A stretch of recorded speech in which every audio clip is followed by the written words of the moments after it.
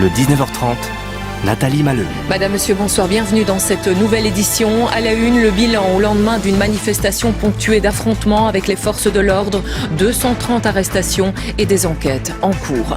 Un passage à la caisse toujours plus douloureux pour le portefeuille. La Fédération du commerce annonce une hausse de prix inédite en 12 ans. Depuis ce matin, les Français vivent au rythme du pass vaccinal. Tous les plus de 16 ans doivent être totalement vaccinés pour accéder aux loisirs, à l'Horeca, à certains transports aussi. Réaction en direct avec Adeline Percept à Paris. Une guerre des nerfs en Ukraine. L'OTAN renforce ses positions. Washington rappelle ses ressortissants et la Russie parle d'hystérie. Nous ferons le point à Kiev avec notre envoyé spécial Aurélie Didier.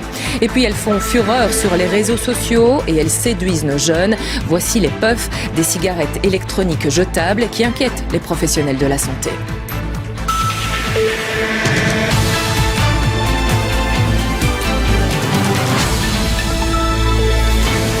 On constate les dégâts et on fait les comptes. À suivre dans ce journal, le grand débat sur le nom du futur président italien. Il sera choisi par vote secret au Parlement et il y a parfois des surprises. Vous verrez le reportage de notre correspondante à Rome. Pas de défilé de Gilles le Mardi Gras. Le carnaval de Binche est à nouveau annulé pour les autorités locales. Le Codeco a tué le carnaval. Ces défilés à lui étaient bien différents, mais ils avaient tout d'un spectacle. Thierry Mugler est décédé à l'âge de 73 ans. Hommage au style d'un grand couturier dans un instant.